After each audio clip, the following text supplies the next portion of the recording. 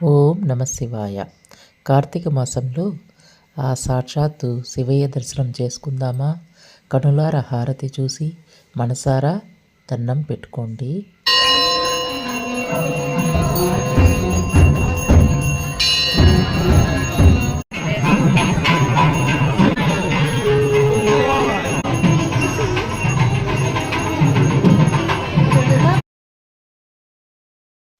అందరూ దీపాలు పెట్టేశారా?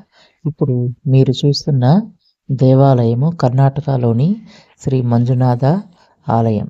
చూడడానికి చాలా చక్కగా ఉంది. ధ్వజస్తంభం చూడండి, బంగారు పూతతో దగదగా మెరుస్తూ ఉంది. హరహర మహాదేవ, శంభో శంకర.